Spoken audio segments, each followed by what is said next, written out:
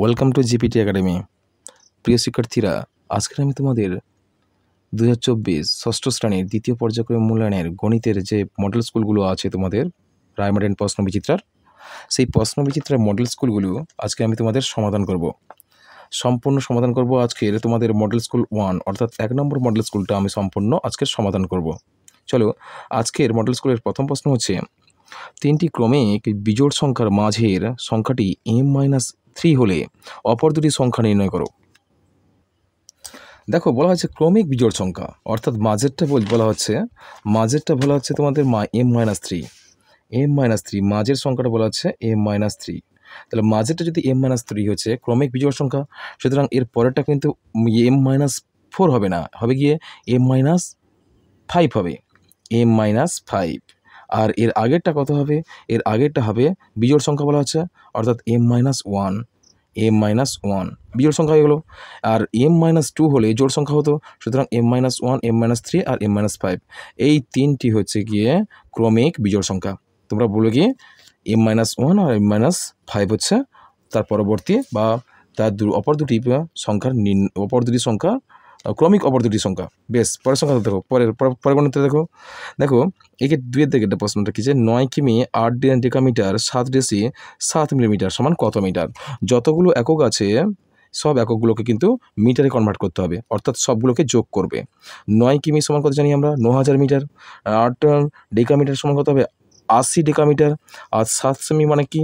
অর্থাৎ পিছিয়ে আসবে একটা ঘর, দুটো ঘর 100, অর্থাৎ তো 0.07। আর 6 মিলিমিটার সমান কত হবে? 0.006। এই চারটিকে তোমরা যোগ করবে। দেখো সবগুলোকে কিন্তু তোমরা মিটারে কনভার্ট করবে। দেখো 9 কিমি সমান কত জানি আমরা? 9 কিমি সমান 9000 মিটার। 8 ডেকামিটার মানে কত জানি আমরা?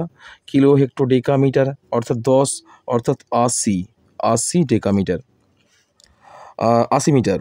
আর 7 সেমি মানে কত? Kilo hecto decametre deci semi 100 দিয়ে ভাগ করবে। 100 দিয়ে ভাগ 7কে 100 দিয়ে ভাগ করলে কত হবে? 7কে 100 দিয়ে ভাগ করলে কত হবে? সমান 0.2 সংখ্যার আগে বসবে, অর্থাৎ 0.07। কত হবে এটা? 7 সেমি সমান কত মিটার? 0 অর্থাৎ 0 দিয়ে দশমিক দাও, আর যে কোনো পূর্ণ সংখ্যা শেষে দশমিক থাকে, 0.07 মিটার। আর পরে বলছে 6 মিলিমিটার, অর্থাৎ 6 মিটার থেকে মিলি 1000 দিয়ে ভাগ করতে হবে, আর 6/1000 কত হবে? সমান 0.6 দাও 3টে সংখ্যার আগে, অর্থাৎ 2 শূন্য আগে দশমিক, অর্থাৎ 0.206। বেশ, এখানে বসে দাও 0.206। এবার সবগুলো যোগ করো। দেখতে পাচ্ছি 6 করতে 6, 7 করতে 7, 0 আর 0.0 করতে 0, বেশ 8 করতে 8, 0, 9, অর্থাৎ 980.076 মিটার। কেমন? পরের প্রশ্ন দেখো। পরের প্রশ্ন বলছে L×X কত হয় জানি? L মানে আমরা 50 জানি। L মানে কত জানি আমরা? এখানে বাদ বিয়োগ করতে বলছে, আমরা সংখ্যাটা তুলে ফেলি। L×X minus L×X V. বেশ, এটাকে বিয়োগ করব। আমরা সংখ্যাগুলো তুলে ফেলি। L4 কত? 50 প্লাস X সমান কত হয়? 30 যুক্ত IX সমান 9 বিযুক্ত L4 50 plus X for 20 plus V4 কত আছে? V4 বলছে কি, হ্যাঁ অবশ্যই V4 5, V4 হচ্ছে 5। কত দেখে ফেলি আমরা? 50 30 কত হবে? 5 3 8 80 89 কত হবে? 89। তাই এদিকে মাইনাস আছে 50 20 70 5 75 কত হবে? 75। তো 89 থেকে 75 বাদ দাও, কত হবে? 89 থেকে 75 বাদ দিলে কত হবে? আমরা জানি 75 বাদ দিলে কত হবে? 5 3 5 4 9 4, আর এখানে আছে কত? 8 থেকে 1 বদলে 7, অর্থাৎ 8 থেকে 7 বদলে 1, 14। তাহলে এখানে উত্তর কত হবে? সমান এখানে উত্তরটা হবে তোমাদের 14 লাগবে, অর্থাৎ XIV 14। বেশ, সমান এখানে কত হবে? 89 থেকে 75 বাদ দিলে কত হবে? সমান 14। কেমন? পরের প্রশ্ন দেখো। দুটি সংখ্যার গসাগু ও লসাগু যথাক্রমে 14 ও 556 হলে সংখ্যা দুটি কি কি হতে পারে? দেখো এই গণিতটা আমরা করব। দেখো এরকম গণিতের ক্ষেত্রে তোমরা একটা জিনিস মাথায় রাখবে যে গসাগু ও লসাগু দেওয়া আছে, এর থেকে গসাগু দুটি সংখ্যার লসাগু আর গসাগু দেওয়া আছে, এর থেকে সংখ্যা দুটি কী কী হতে পারে এরকম যদি প্রশ্ন দেওয়া হয়, তোমরা প্রথমে কি করবে, গসাগুর মান যদি যতটা পরিমাণ বৃদ্ধি করবে লসাগু তত পরিমাণ ততটা কমবে।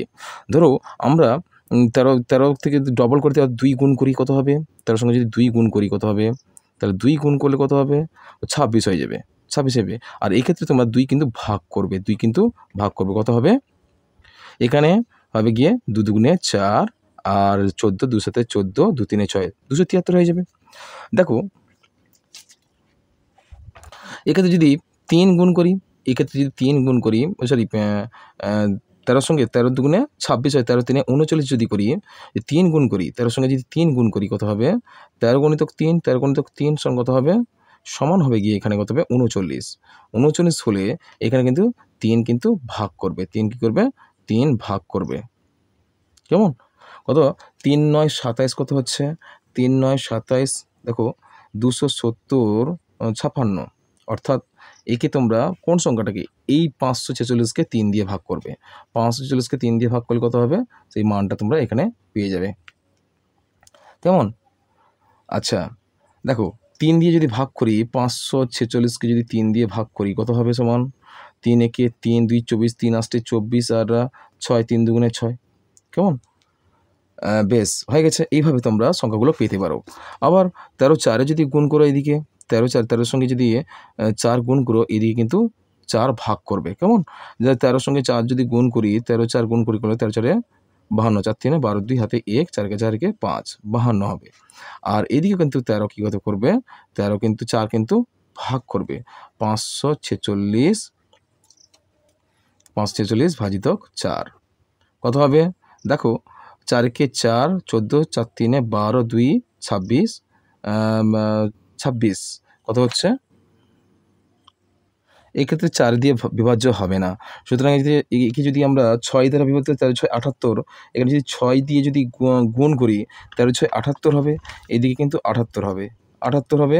আর এদিকে কত হবে, এখানে 8 দিয়ে যদি ভাগ করি, সরি 6 দিয়ে যদি ভাগ করি, তাহলে কত হবে তোমাদের, 6 4 34 44 42 6 48, 6 9 54, 6 9 54, 6 1 6, এতগুলো পেতে পারো। দেখো এখানে একটা জোড় পেয়েছি, কি কী সংখ্যা পেলাম, এদিকে লসাগু যদি 13 হয়, তাহলে এই ক্ষেত্রে একটা সংখ্যা পাবো 13, আর একটা সংখ্যা পাবো 546, আর এদিকে একটা যদি 39 হয়, আর এদিকে কত পাবো, এদিকে পাবো 182, এদিকে যদি 78 পাই, আর আরেকটা সংখ্যা পাবো, একটা যদি 78 পাই, আরেকটা সংখ্যা পাবো 91, এরকম এতগুলো সংখ্যা তোমরা এভাবে পেতে পারো, কেমন।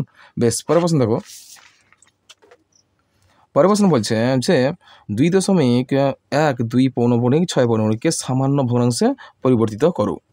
দেখো আমি করে ফেলেছি, 2.1 2 পৌনঃপুনিক 6 পৌনঃপুনিকে করেছি কি, দেখো পদ সমান দিয়ে বাই দিলে, বাই দেওয়ার পর পৌনঃপুনিক দশমিক টোটাল বাদ দিয়ে মূল সংখ্যাগুলো কতগুলো পড়ে থাকছে, তো দেখো 2 1 2 6, আমরা তাই সংখ্যাগুলো লিখলাম, দশমিক আর পৌনঃপুনিক বাদ দিয়ে 2 1 2 6 সমস্ত সংখ্যাগুলো বসে দিলাম, বিয়োগ দেবো, বিয়োগ চিহ্ন দেওয়ার পর দেখো যেই সংখ্যার উপর প্রথমে যে সংখ্যার উপর পৌনঃপুনিক আছে, সেই সংখ্যার আগেই মোট কতগুলো অঙ্ক আছে, দেখো 2 আর 1 পড়ে আছে, তাই আমরা কী করবো 2 আর 1 বাদ দেবো। বেশ, নিচে কী লিখবো, নিচে পৌনঃপুনিক বাদ দিয়ে দশমিক কোথায় আছে, দশমিক বসালাম, দশমিক 1 বসাও, দশমিক পর কতগুলো অঙ্ক আছে, দেখো 3টি অঙ্ক, তাই 3টি শূন্য বসেছি, বেশ 1000 হলো।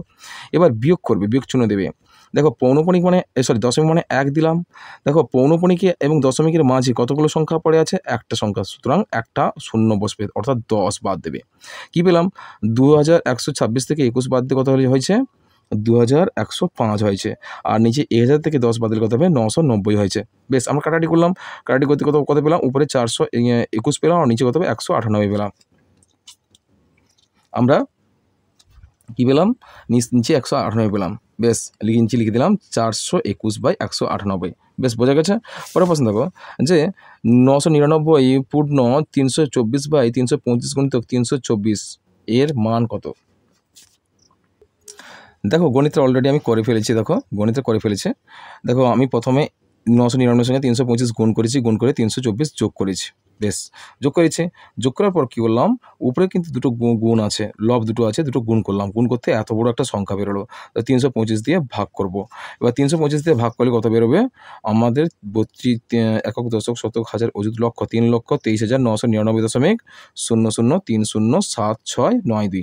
বেশ, তোমরা এখানে প্রশ্নবিচিত্রে যে উত্তরটা দেওয়া আছে, তোমরা 4 দশমিক স্থান পর্যন্ত আসন্ন মান করবে, অর্থাৎ 0 পর্যন্ত। দেখব পঞ্চমতম অঙ্কটা 5 অথবা 5-এর বেশি আছে বলে এক সঙ্গে এক এক বেড়ে যাবে আগের সংখ্যা, অর্থাৎ 0 ছিল, 1 বেড়ে গেলে 1 হয়ে যাবে, অর্থাৎ 3,23,999.0031 হয়ে যাবে। বেশ, পরের প্রশ্ন দেখো। কয়লার মূল্য 20% বেশি হওয়ায় কয়লার ব্যবহার 20% কমিয়ে দেওয়া হলো, খরচ শতকরা কত বাড়লো বা কমলো? দেখো এই প্রশ্নটা দেখো, তোমরা বলে ধরি কয়লার মূল্য 100 টাকা, কয়লার ব্যবহার 100 কেজি হয়েছে। দেখো 1 কেজি কয়লার দাম যদি 100 টাকা হয়, তাহলে 100 কেজি কয়লার দাম কত হবে? দেখো প্রতি কেজি 100 টাকা হলে তাহলে 100 কেজি কয়লার মূল্য কত হবে? 100 গুণিত 100, সুতরাং এর খরচ কত হবে? একক, দশক, শতক, হাজার, অযুত, অর্থাৎ 10,000 টাকা খরচ হবে। বেশ, এবার দেখো 20% মূল্য বাড়ায় হয় কত হবে? 100 প্লাস 100 এর 20% কত হবে? 100 এর 20% মূল্য বাড়ায় এ হয় কত হবে? দেখো 100 প্লাস 100 এর 20%, 100 এর 20% মানে কি? 100 গুণিত 20/100, তাহলে 100 সঙ্গে এটা যোগ করবো, আর 20 যোগ করতে 120 টাকা হয়েছে। দেখো আবার 20% ব্যবহার কমলে কত হবে? 100 মাইনাস 100 এর 20%, 100 মাইনাস 100 গুণিত 20/100 সমান মাইনাস দেওয়া আছে, কমেছে মানে বিয়োগ হবে, তাহলে 80 কেজি হয়েছে। এর খরচ কতটা দেখো, 120 সঙ্গে 40 কিন্তু 100, এই 120 সঙ্গে এই 80 কিন্তু গুণ করবে, গুণ করতে 9,600 টাকা হয়েছে। এবার খরচ কতটা কমলো? আমার দেখো আগে কিন্তু খরচ ছিল কি 10,000 ছিল, আর এখন খরচ হয়েছে কত? 9,600 টাকা, অর্থাৎ খরচ কিন্তু এখানে কমে গেছে। কত টাকা কমেছে? 400 টাকা কমেছে। তারপরে দেখো শতকরা কত কমলো? তো শতকরা কমলো দেখো 10,000 টাকায় কমে কত? 400 টাকা। 10,000 টাকায় কমে 400 টাকা গুণিত 100 টাকা, অর্থাৎ শতকরা কত কমবে? শতকরা কমেছে কত? দেখো কাটাকাটি করেছে, এর দুটো শূন্য কেটেছি, এর দুটো শূন্য কেটেছে, এর দুটো শূন্য কেটেছি, এর দুটো শূন্য কেটেছি, আর কোথাও কিছু থাকলো না, 4 থাকলো, অর্থাৎ 4%। শতকরা খরচ কত কমলো? 4% কমে গেছে। বেশ, পরের প্রশ্ন চলো। 2.4000024 ভাজিত আর 800.008 সমান কত? ভাগ করতে বলা হচ্ছে। দেখো গণিতের আমি করে ফেলেছি। দেখো এই সংখ্যা থেকে ভাগ দেখো, প্রথমে তোমরা দশমিক সংখ্যাকে সামান্য ভগ্নাংশে নিয়ে আসবে, দশমিক ভগ্নাংশ থেকে সামান্য ভগ্নাংশে নিয়ে আসবে, সামান্য ভগ্নাংশে নিয়ে এলে দেখো এইভাবে হবে, দশমিক কতগুলো অঙ্ক সেইভাবে এক বসিয়ে করে দেবে, আর ভাজিত দিয়ে এটাও তোমরা দশমিক ভগ্নাংশকে সামান্য ভগ্নাংশে নিয়ে আসবে, সামান্য ভগ্নাংশে নিয়ে এলে দেখো এইভাবে হবে।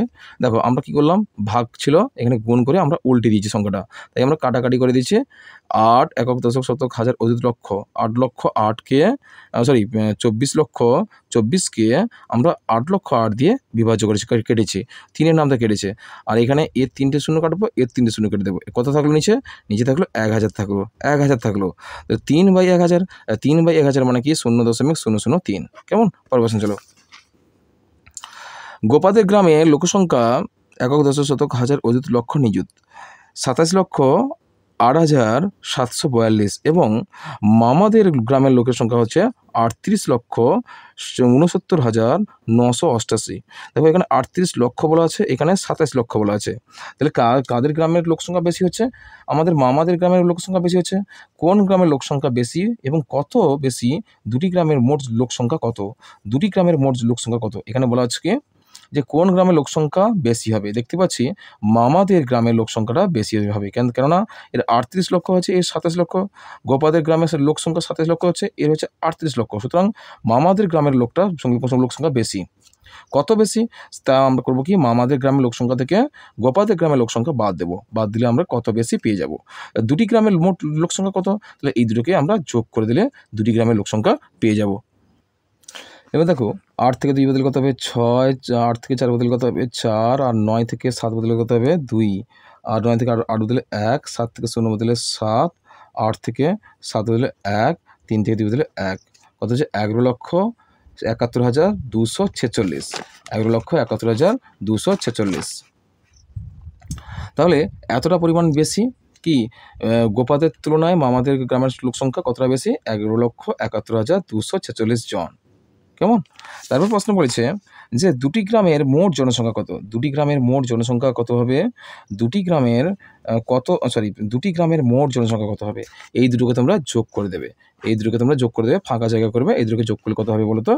দেখো 8 2 10 0 হাতে 1, 8 4 12 কে 13 3 হাতলা 1, 9 7 কত হবে, 9 7 16, একে 17 7 হাতে 1, 9 8 17, একে 18 8 হাতে 1, 7 একে 8, আর 8 7 15, 5 হাতে 1, 3 2 5 একে 6, 65,88,730 মোট জনসংখ্যা।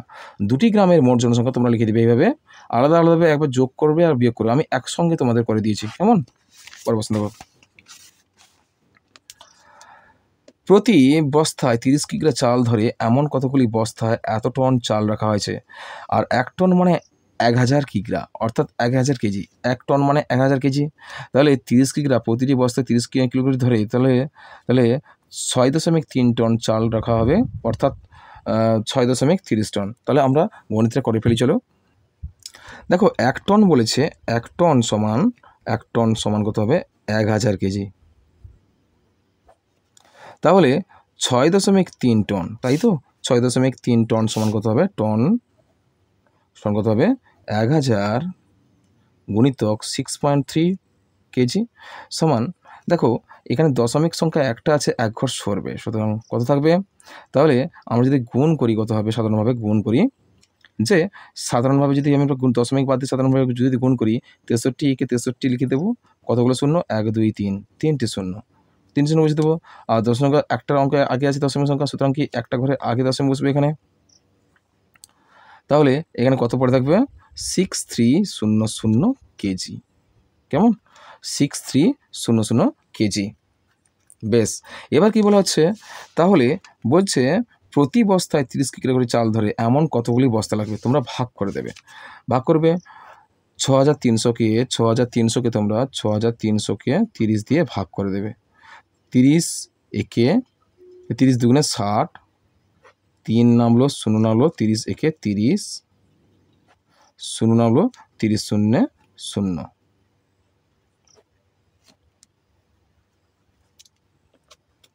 তাহলে উত্তর কত হলো, সমান 210টি বস্তা লাগবে।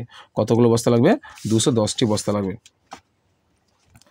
প্রশ্ন দেখো, গতবারের ঝড়ে ঘরবাড়ি বুড়ি যাওয়ায় কোনো গ্রামের মোট জনসংখ্যা 20% অধিবাসী গ্রাম ছেড়ে অন্যত্র চলে যায়, যেতে বাধ্য হয়, এবং 880 জন অধিবাসী অবশিষ্ট থাকে। ঝড়ের আগে ওই গ্রামের লোকসংখ্যা কত ছিল? যাতে চলে গিয়েছিল তার 10% গ্রামে ফিরে এলে ওই গ্রামের লোক জনসংখ্যা কত হয়? চলো গণিতের সমাধান করি। দেখো ধরি গ্রামের মোট জনসংখ্যা ছিল x জন, কেমন? তাহলে প্রশ্ন অনুসারে করবে কি, x মাইনাস x ইন্টু 20/100 সমান 880 জন। তাহলে কি 880 জন বলছে অন্যত্র থেকে গেছিলো, ওই গ্রামেই থেকে গেছিলো। তাহলে বলা হচ্ছে কি কতজন ছিল, মোট x জন ছিল, আর কতজন চলে গেছে থেকে বাদ দিলে, যতজন চলে গেছে তার থেকে মোট জনসংখ্যা থেকে বাদ দিলে 880 জন সেই গ্রামে পড়েছিল। বেশ, আমরা জনসংখ্যা এবং প্রশ্ন অনুসারে গণিতটা সমাধান করছি।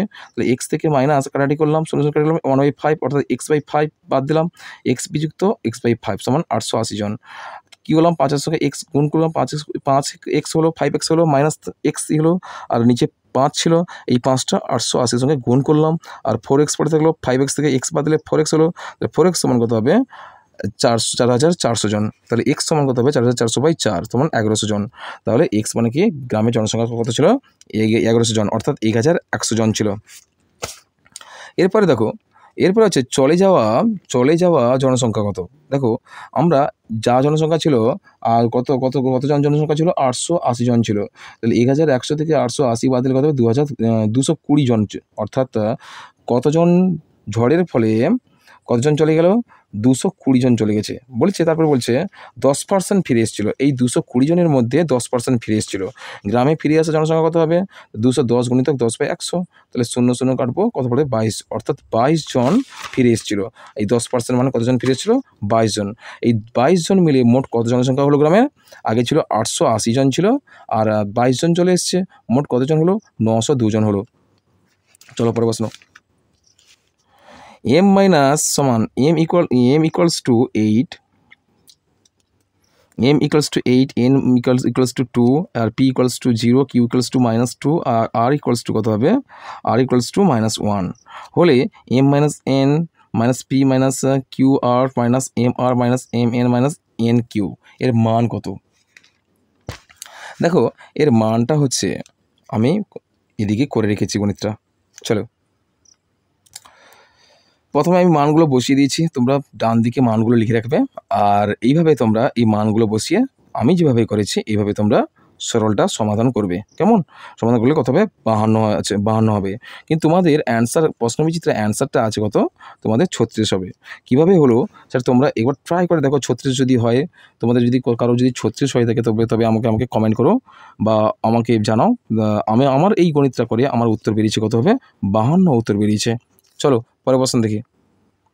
দেখো বলেছে পরের প্রশ্ন যে 6 অঙ্কের কোন ক্ষুদ্রতম সংখ্যা থেকে এত বিয়োগ করলে বিয়োগফল 24, 32, 48, 64 দিয়ে বিভাজ্য হবে।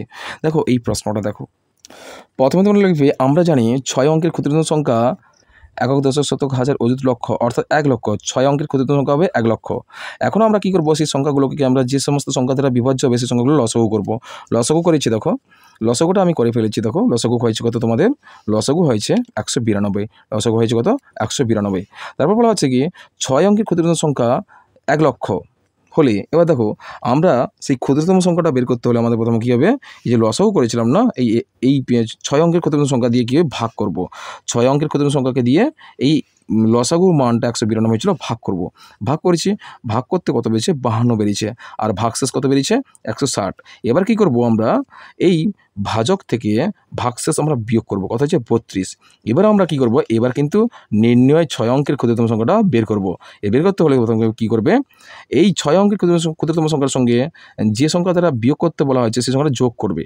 এবার আমরা যে এই বাদ দিয়েছিলাম, ভাজকের থেকে ভাগশেষ বাদ দিয়েছিলাম, সেই 32 হলো, 32টা প্রথমে যোগ করব।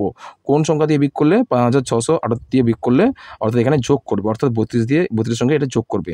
যোগ করে আর 6 অঙ্কের ক্ষুদ্রতম সংখ্যার সঙ্গে পুনরায় আবার যোগ করবে। যোগ করলে কত হবে? একক, দশক, শতক, হাজার, অযুত, লক্ষ, 1 লক্ষ 5710 হয়ে যাবে। কেমন? পরের প্রশ্ন দেখো। পরের প্রশ্ন বলছে যে সরল করো, এই সংখ্যাটা সরল করতে বলা হচ্ছে। দেখো সরলটা করে ফেলেছি আমি অলরেডি। দেখো এখানে বলা আছে পৌনঃপুনিকের সংখ্যা দেওয়া আছে। দেখো উপরে কিন্তু বাইয়ের উপরে দেওয়া আছে কি যতগুলো সংখ্যা আছে সবগুলো মাথায় পৌনঃপুনিক আছে। আর পৌনঃপুনিক সংখ্যাগুলোকে তোমরা সামান্য ভগ্নাংশে নিয়ে আসতে হলে কী করতে হবে? তোমরা সূত্র জানো যে এইভাবে সামান্য, অর্থাৎ তোমার স্থানীয় এই সামান্য ভগ্নাংশের মানটা কীভাবে তোমরা পৌনঃপুনিকের গণিত যাকে বলা হচ্ছে আমাদের আসন্ন মান দিয়ে সামান্য ভগ্নাংশে নিয়ে আসার নিয়মটা তোমরা হয়তো জানো। আর তোমরা যদি জানতে চাও বা শিখতে চাও অবশ্যই আমাকে কমেন্ট করো, আমি শিখিয়ে দেবো তোমাদের। দেখো আমরা কী দেখো এখানে আমি অনেকটা শিখিয়ে দিচ্ছি, সেটা তোমরা ভালো করে বোঝো। প্রথমে আমি আগে একটা এই সংখ্যা, এই ধরনের পৌনঃপুনিক সংখ্যা থেকে আমরা সামান্য ভগ্নাংশে পরিণত করার একটা নিয়ম আমি বলে দিয়েছি।